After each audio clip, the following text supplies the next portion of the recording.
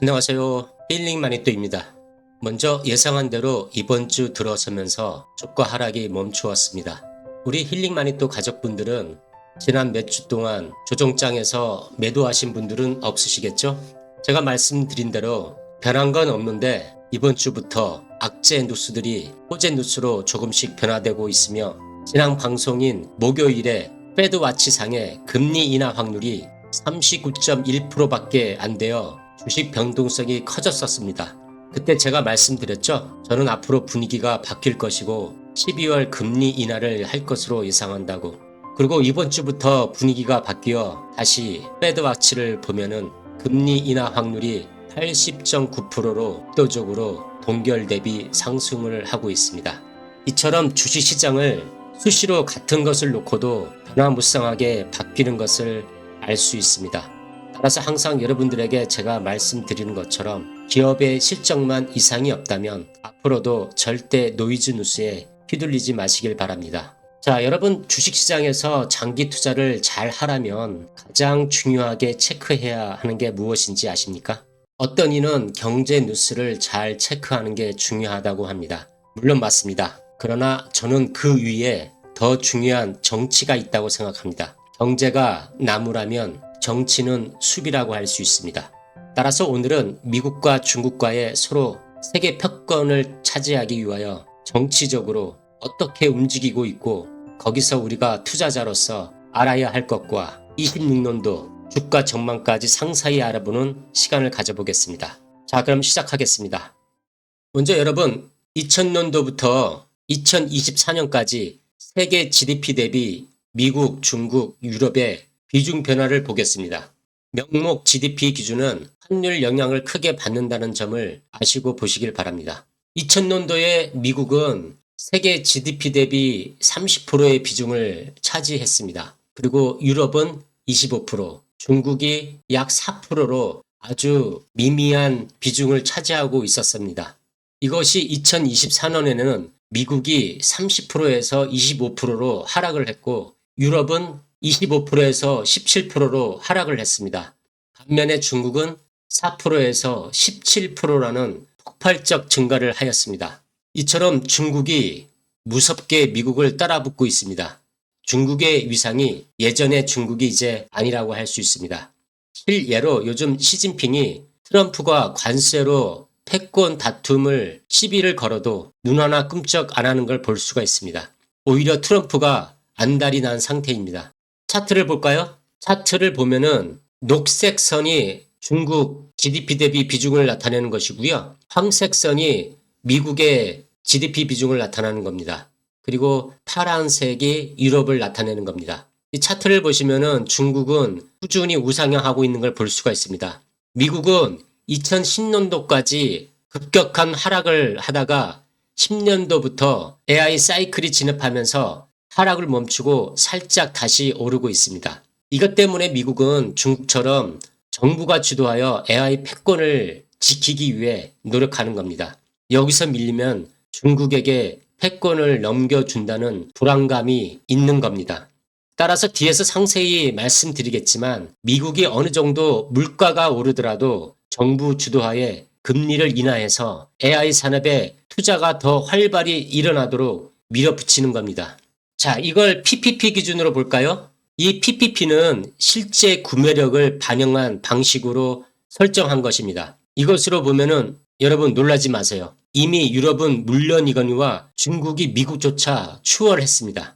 중국은 세계 경제 규모 1위가 되었고 미국과 유럽은 구매력 기준에서는 이미 중국에게 밀리고 있습니다. 자, 이것도 차트를 한번 볼까요? 차트를 보시면은 녹색 중국이 이미 확실하게 추월한 것을 볼 수가 있습니다. 미국과 유럽은 꾸준히 하락을 하고 있다가 지금 20년부터 이제 옆으로 횡보를 하고 있습니다. 이래서 미국은 더 이상 물러날 곳이 없기에 중국을 관세로도 막아보려 하고 달러 스테이블 코인으로도 중국을 막아보기 위해 여러 가지 안을 가지고 움직이고 있습니다. 그 중에서도 AI 사이클에 접어든 지금 AI 패권에서는 밀리면 안 되기에 반도체를 정부가 주도하에 여러 가지 규제책을 내놓고 있는 것입니다. 자, 여러분 지금 주식시장을 진짜로 움직이는 힘이 무엇일까요?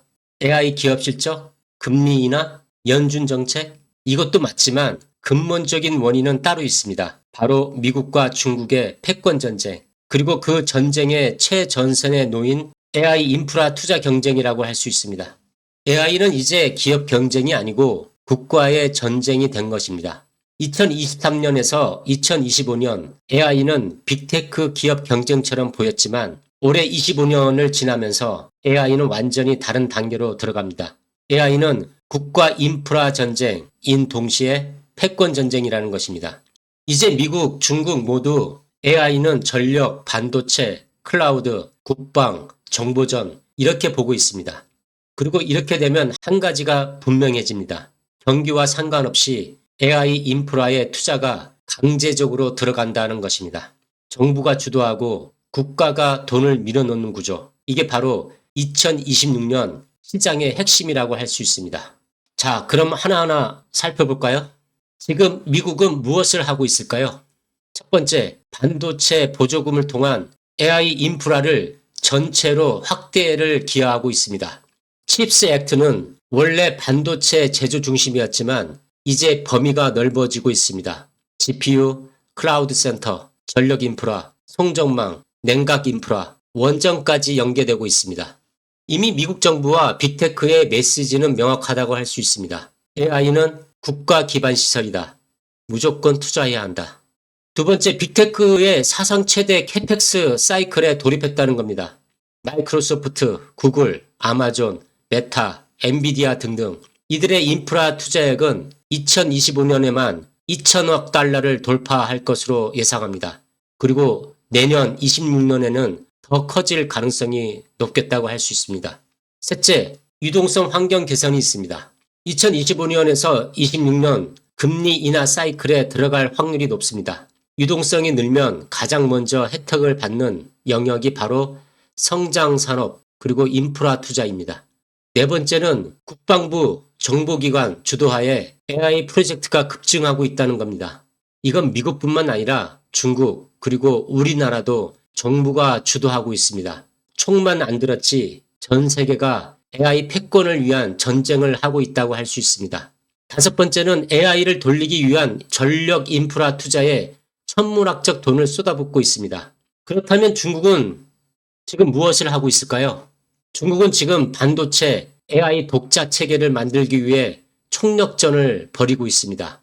화웨이, 어센트 AI 칩 생산 확대, 중국 최대 파운드리 업체인 SMIC 국산 공정 강화, 그리고 국가 지방정부가 주도하에 AI 데이터 센터 건설, 아울러 AI 제조 강국 시나리오를 추진하고 있으며 경기 부양책인 자금이 지금 테크 섹터로 유입이 되고 있습니다.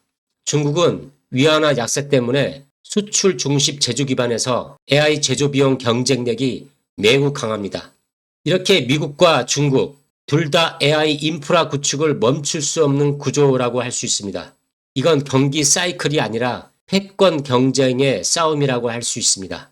자, 그럼 이 흐름에서 2026년 주가에 영향을 주는 핵심 포인트 4가지를 알아보겠습니다. AI 패권 전쟁이 본격화되면 주가는 경기 논리보다 투자 강제성이 중요해집니다. 그런데 이 강제성이 가장 큰 곳은 바로 다음 4개입니다. 첫 번째로 AI 인프라 기업들은 독점적 수요 증가로 2026년에 오히려 더 강해질 가능성이 크다고 할 수 있습니다. 많은 사람들이 말합니다. 엔비디아가 정점 아니야? 하지만 반도체는 국가 간 전쟁이 되면 정점 논리로 움직이지 않습니다. 미국, 중국, 인도, 사우디까지 모두 AI 인프라 건설을 시작했기 때문입니다. AI GPU, AI 서버, HBM, 패키징, 파운드리 이 5개 분야는 계속 수요가 들어옵니다.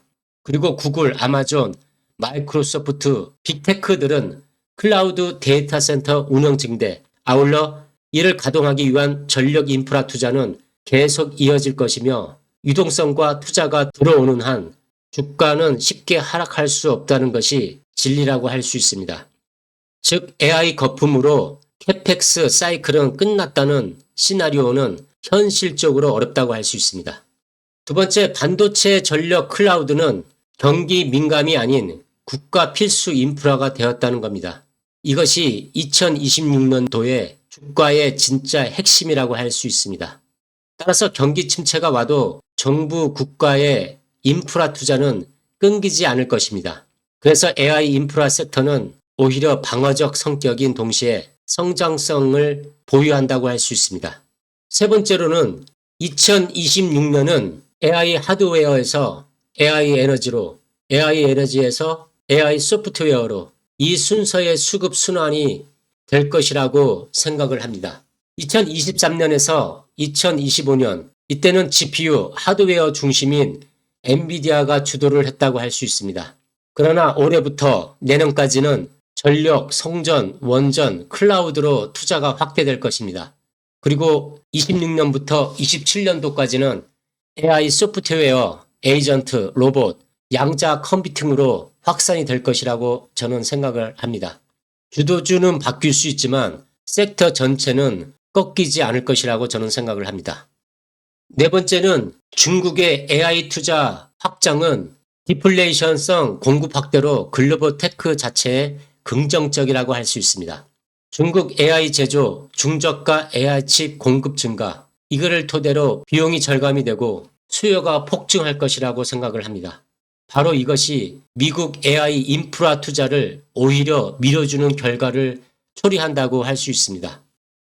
자, 다음은 2026년 주식시장 전망을 제 나름대로 세 가지 시나리오로 말씀드려 보겠습니다. 첫 번째 시나리오 A를 말씀드리면은 AI 인프라 초투자가 이어지는 강세장이 올 확률이 60% 이상이 된다고 저는 생각을 합니다. 단 전제 조건으로 미국 금리 인하와 미국, 중국 이 두 나라가 AI 투자를 유지하면서 특히 중국 국유기업 중심 AI 인프라 대규모 확장이 있어야 되겠습니다. 아울러 글로벌 유동성 증가 그리고 전력 인프라 투자가 확대되는 전제가 있어야겠습니다. 이렇게 되면 결과적으로 나스닥이 15에서 30% 상승을 할 것으로 예상이 되며 우리가 투자하는 7개 섹터 ETF 종목이 고점을 돌파하고 상승을 가속화할 것이라 저는 생각합니다. 여기에 전력, 에너지, 데이터 센터, 리츠 폭증, AI 소프트웨어 섹터 본격 상승, 그리고 한국에서도 반도체 주가 수혜를 입을 것이며 전력 인프라 섹터가 수혜를 입을 것이라고 저는 생각을 합니다. 다음은 시나리오 B로서 AI 기대는 유지되나 금리 지정학적 리스크로 횡보를 한다는 것입니다.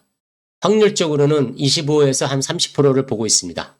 전제 조건으로는 금리 인하가 지연되고 중국 경기 회복이 지연되며 중동, 러시아 지정학적 불안이 대두된다는 것입니다. 이렇게 되면 나스닥은 0에서 10% 박스권을 유지할 것으로 생각이 되며 성장주보다는 인프라형 테크, 즉 전력 클라우드가 강할 것이라고 생각됩니다. 아울러 엔비디아와 같은 반도체는 박스권 조정이나 추세가 유지된다고 생각이 되고요. 방산, 에너지주가 상승을 할 것이라 생각됩니다. 투자 관점에서 보면은 전력을 담고 있는 ETF에는 SLU가 유망할 것으로 생각되며 데이터 센터, 리츠, 인프라 ETF 비중을 높이는 것이 투자로서 좋을 것이라 생각됩니다. 다음은 시나리오 C로서 생각하고 싶지 않은 시나리오인데요. 금융경색과 지정학적 충격이 발생한다는 것입니다. 전제 조건으로는 중국 부동산 2차 충격이 오고 미국 국채 시장 유동성이 문제가 되고 금리가 다시 인상하는 그런 시기가 재개되고 대만 해협 충돌 위험이 높아지는 이런 전제 조건이 있을 수 있다고 할 수 있습니다.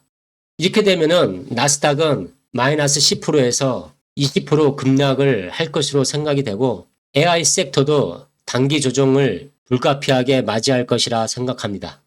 그러나 정부주도 인프라 투자로 반등 속도가 빠를 것이며 투자 관점에서는 하락 시 AI 인프라를 장기 매수 기회로 활용해야겠다고 생각합니다.